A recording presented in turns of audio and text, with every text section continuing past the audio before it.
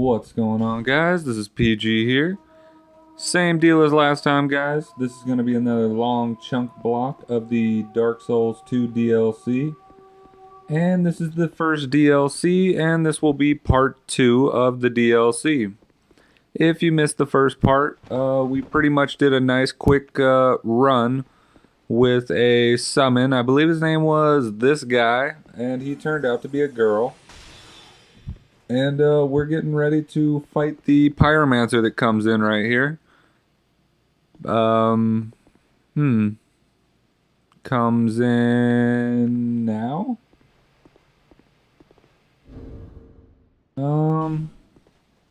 I guess I won. Alright.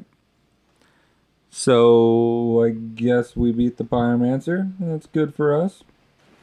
Now, this is a part of the DLC that I've seen a lot of people fuck up. And when I say fuck up, of course, I don't mean, hey, you guys are stupid, you're fucking this up.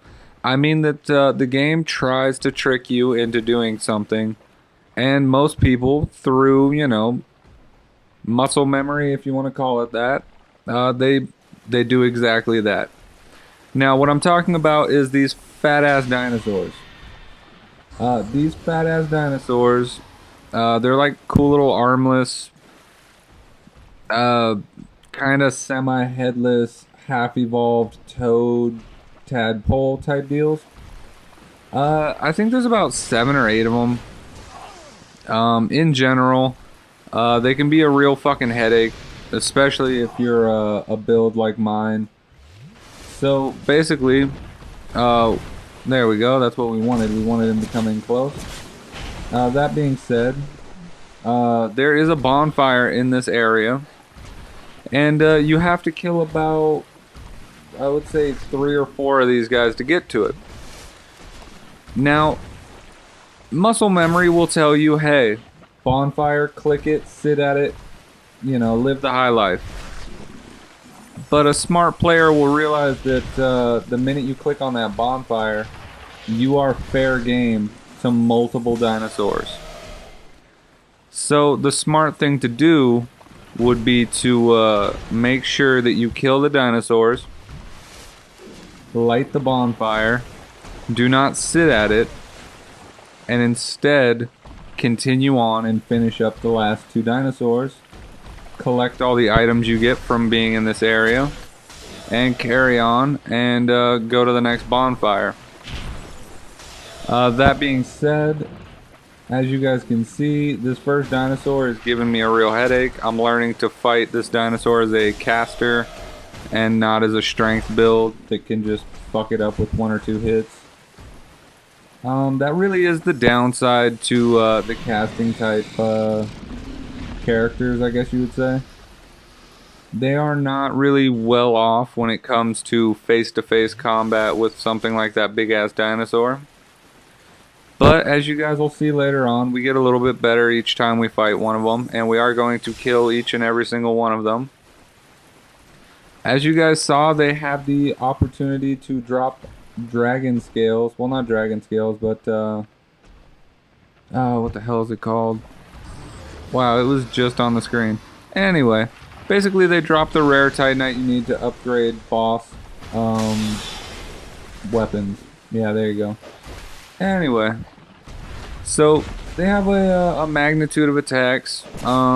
They will indeed fall into the same loop patterns though. So if you keep your footing right, 9 out of 10 of their attacks, you know, they will do the exact same thing in a nice looping pattern for you. It is that 1 out of 10 attacks though that you need to be ready for just in case.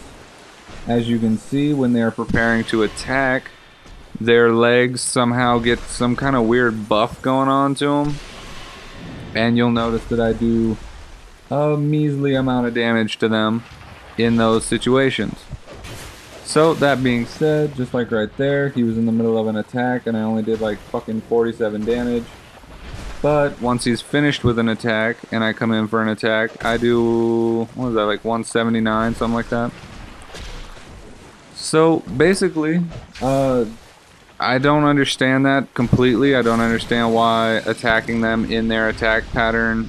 Petrified Dragon Bone, there you go. Anyway, that's what we were talking about earlier. Anyway, not to cut myself off, these guys have some kind of weird, I can't even really call it a buff, but their defense sharply raises when they are in either mid-attack or finishing up an attack. That being said, you have to attack them in their neutral state to do the maximum amount of damage possible for your build type.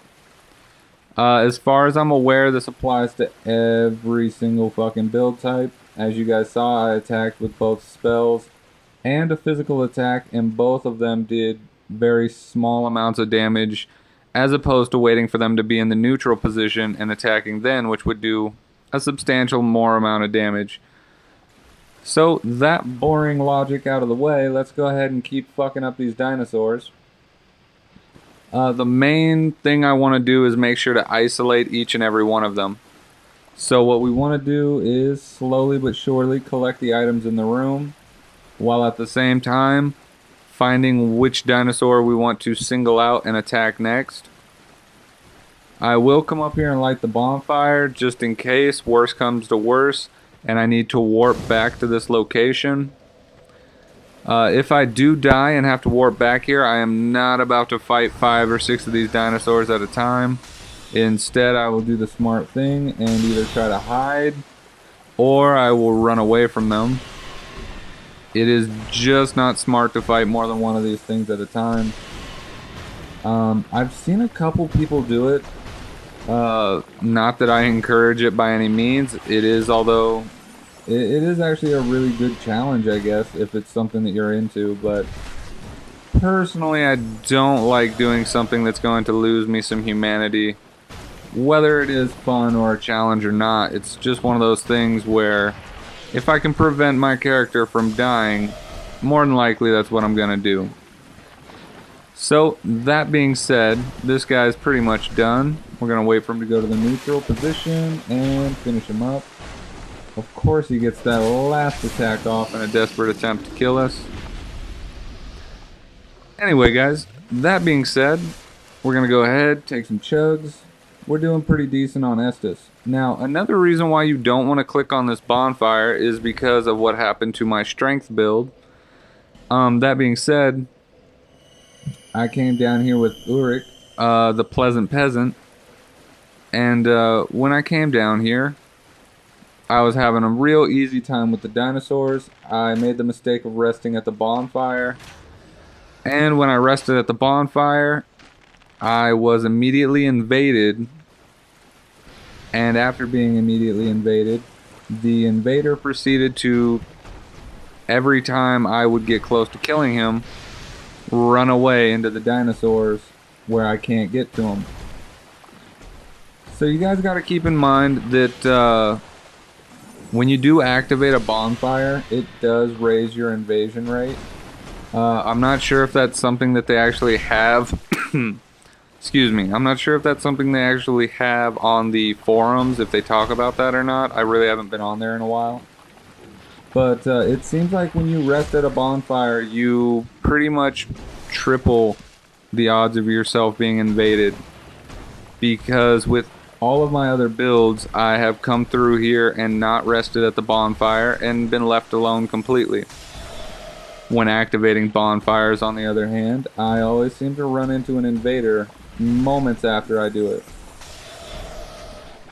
So that's just kind of like a little handy piece of information for you guys.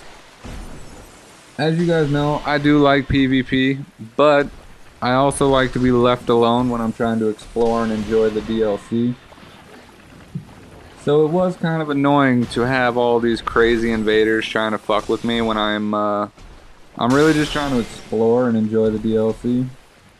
That being said, it is just part of the game, so always be ready for that. Even though this is still a PvE style build, we've proven that we're doing pretty decent in PvP. Of course, there's still more PvP for this build to come, and of course we are wearing Ogdane's outfit, which is not as defensive orientated as it could be. Oriented, I mean. So that being said, guys, the mage style build that we've made has amazing offensive capabilities. if we are fighting someone that cannot dodge our spells, or if we can trick somebody into thinking that we have a different spell that we're about to use. Or, you know, we always have the ability to use our infused weapons, which is, you know, substantial. It's a huge benefit, but not exactly something we want to resort to.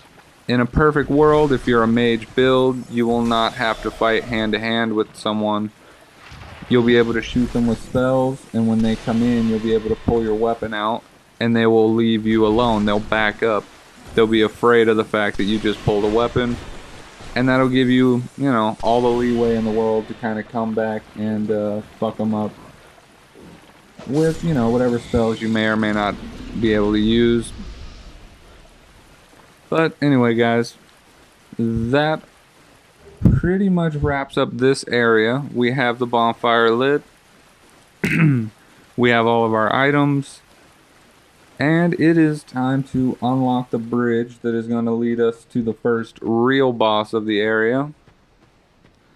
Now, when I say the first real boss, I say that because there are 3 bosses to the DLC. And one of the bosses is a PvP style fight. It is not my favorite fight that Dark Souls has ever done. I actually find it kind of annoying. I don't want to ruin it for you guys. It's a PvP style fight. You'll see it later on. And I'm sure I'll talk about it again then. But the boss we're actually making our way towards is the... God, I wish I could remember her name right now. She's the queen of this area. She's the one that has been singing to the sleeping dragon. And we're not sure if she is singing to him to force him to sleep, or if she is singing to him to help him sleep more, seeing how he was pretty much impaled with your spear. You guys can see it. It's going through his back and like out of his chest a little bit when I showed you him earlier in our part 1 of the DLC.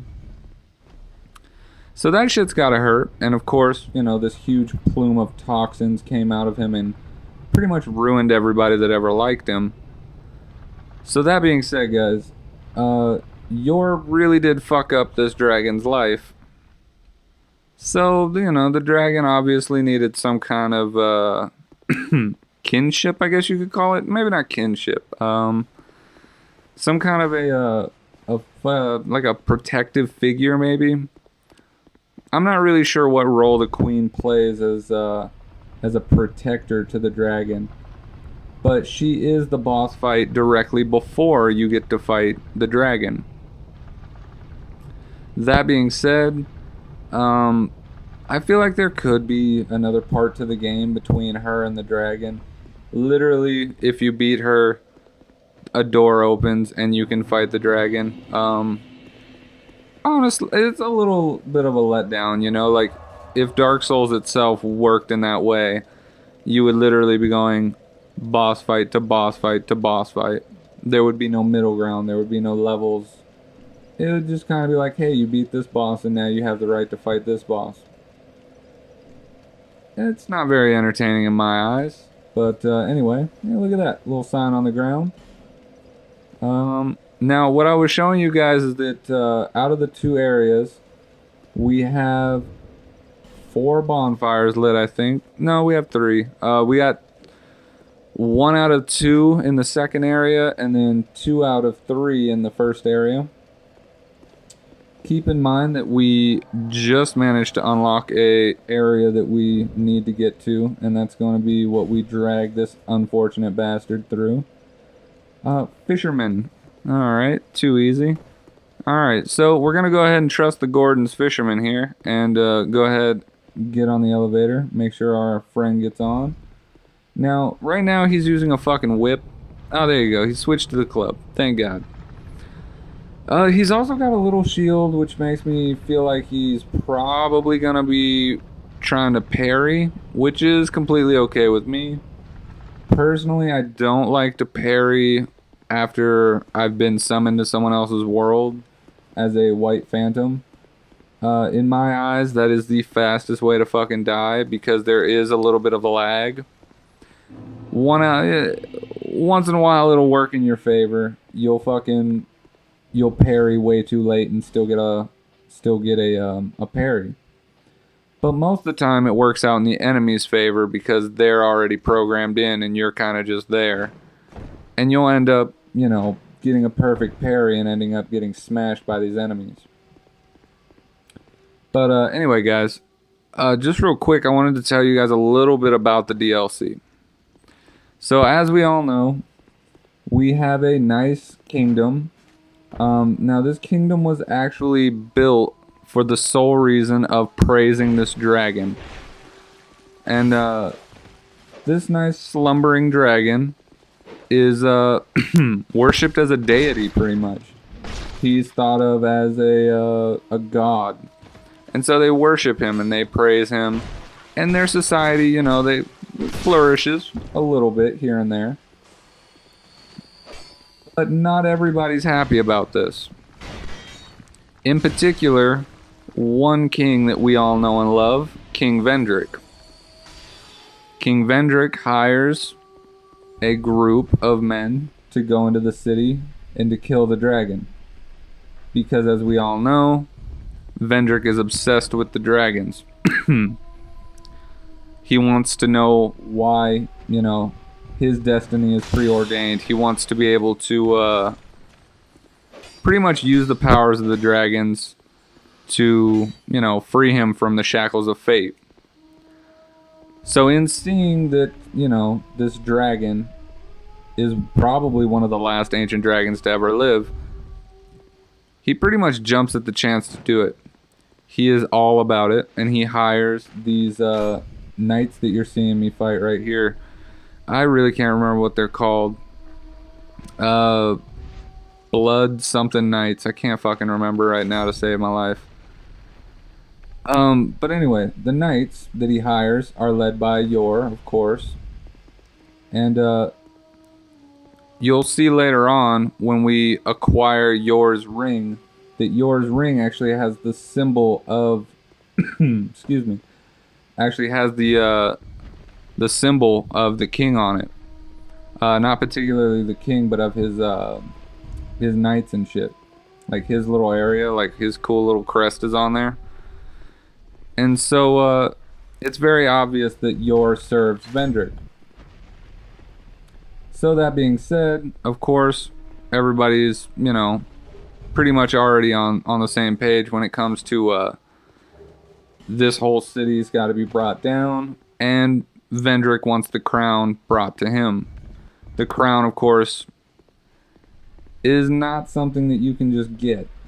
Now, these blood knights, these knights believe that bathing in the blood of a dragon will pretty much give them a new purpose, a huge embodiment.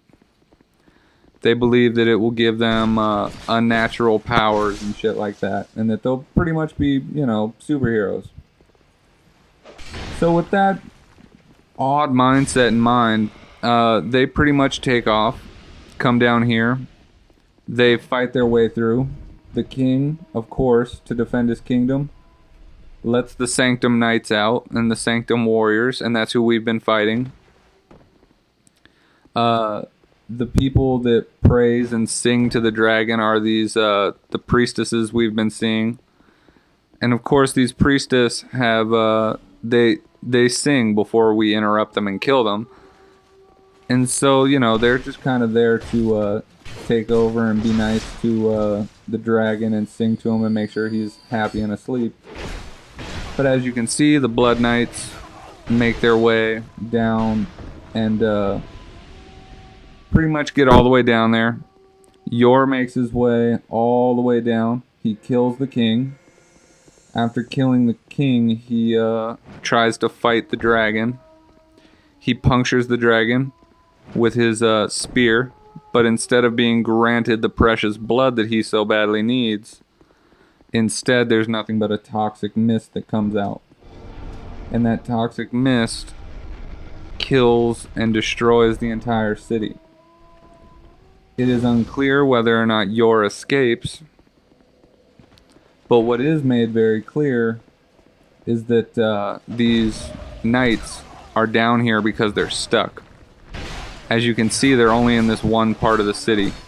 This one isolated part of the city that's held off by all the rest. So these dudes are literally just trapped down here. And that's why you don't see Sanctum Knights anywhere that you see these guys. Is because these guys are actually fighting two different facts that are fighting. So anyway, these cool little knight dudes are trapped down here. And I guess we're kind of just exterminating them on our way to go see the queen. Now that being said, everyone abandons the city. The survivors of the massacre abandon the city. And there you go, Drake Blood. They're Drake Blood Knights. There you go. But anyway, everybody abandons the city. I'm not 100% sure if they consider the dragon now to be a false idol.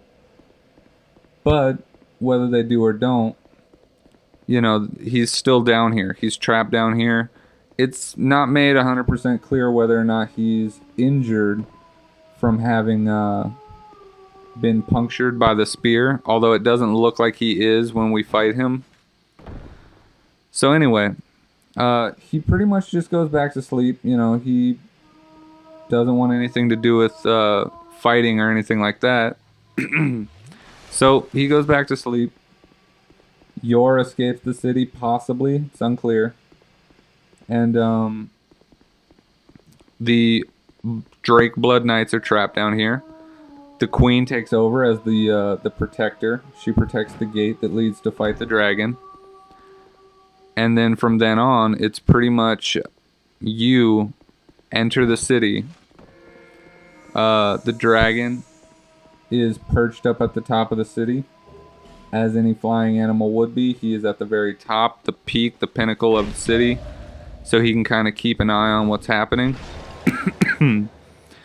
So he's at the top of the city. We come in, we wake him up. He immediately retreats, which means he's used to invaders. He's used to people coming in here. The fact that he does not attack you right off the bat means he knows he has protectors in my mind.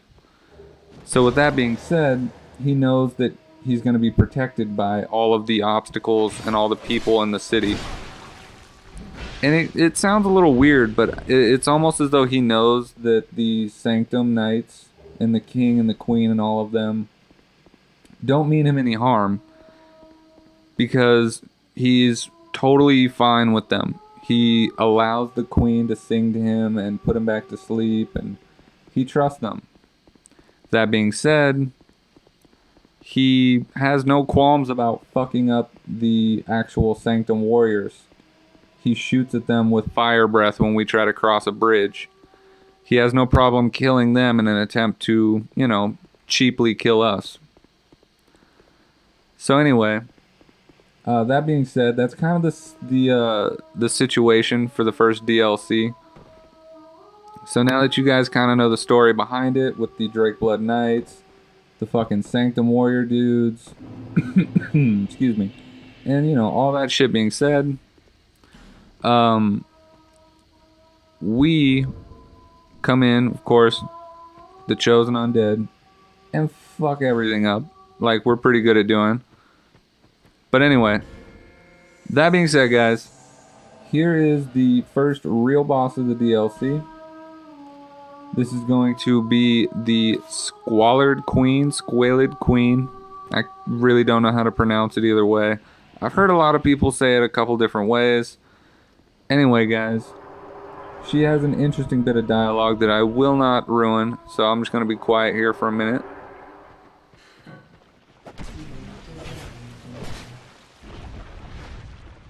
You do not deserve the mire. So, we're not 100% sure what that means. A mire is, of course, like kind of like a filthy swamp, pretty much. Pretty much a fucked up piece of land that you probably don't want to be in the first place. But she is a squalid queen. That means filthy and dirty. So a swamp would actually be a nice area to her. Home, almost. So what she's saying is, You are not worthy of her homeland. You are not worthy of the place she calls home. So this might be kind of like her way of testing whether or not an undead is even worthy to see their god. Her, obviously the god she still believes in, the dragon. Or it might just be her considering you a Drakeblood Knight, and that you're here to try to finish the job. I'm not sure. You guys let me know what side you guys think it is. As always, there's different takes on whether or not the chosen undead is a hero or a huge asshole. If you follow the storyline with Vendrick, you realize that your character, pretty much through progress in the game, undoes the dying efforts of the king to protect the crown from ever falling into the hands of Nishandra. So that being said, it's kind of cool to me that there's different takes on whether or not the chosen undead is a good guy or not. But anyway, we are fighting Valstad as a little ghouly phantom there. We're pretty much just keeping that guy distracted so that our two phantoms can tag team Nishandra. Or no, why do I keep calling her Nishandra? The Squalid Queen. But anyway, guys, I do think it's kind of fun to see people debate on this kind of stuff. Our little friend there is dead. That's cool. Fisherman, thanks. You were a big help. Fishman, my bad. And so anyway, we're just gonna go ahead and finish her off real quick. Let me know what you guys think about the storyline. Let me know what you guys think when it comes to whether or not the chosen undead is actually a good guy, or if he's a huge asshole ruining things for everyone. It is actually completely open to debate. As you know, the game designers do everything on purpose. So this is a huge new kind of territory where the chosen undead is undoing someone's attempt to desperately undo fate. And in this specific DLC, you are literally an asshole coming in here and taking down an already ruined society. Not joining one faction, but instead killing both sides. All in an attempt to bring back a crown that was already lost. An item that you don't actually need to take the throne in the first place. So this is an unnecessary task that you take up upon yourself, all in an attempt to just kind of further yourself, to get more things, to loot, to plunder. So go ahead, guys, let me know what you think. Is the chosen undead an asshole? Is he a good guy? I mean, there's debates on both sides. But anyway, guys, we have beaten the first boss, as you can see, and we're getting a little bit fucking lost here. But what we want to do is come back over here, because we do actually have a key, and that key is what leads us to the second boss of the DLC, which is the PvP boss, which is honestly just not that good. But you know what? That's okay. If you guys like it, that's all that really matters. I kind of found it a little trashy. But we are more than willing to fight our way back down there and open up that last bonfire. Because like I told you guys, I'm not going to consider the DLC complete until we've beaten all the bosses and lit all the bonfires. So we will not be doing that in this episode. This episode has maybe about 2 minutes left. Instead, I will be opening up the passage that leads to the next bonfire and taking out a couple crazy people along the way, just because we can. But yeah, that first boss fight usually gives people a lot of headaches, mainly because she's using dark magic. Not a lot of armors in the game protect you very well against that. And a lot of people made the mistake of going into like New Game Plus 2, and shit like that. So the game designers knew that, and so they didn't make the bosses overtly difficult, because they knew people were already into the new game. So if you make a boss impossible in normal game, and then you get a bunch of people that are joining new game and going in, they stand absolutely no chance. Which a lot of people assume that's what the game designers would want, but it's really not.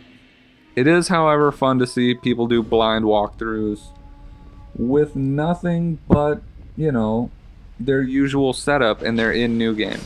To me, that shit is hilarious. It probably shouldn't be. I probably shouldn't encourage it, but it's really funny because they have no idea how to approach the boss, and they get dismissed so quickly with one or two attacks that, you know, they stand no chance.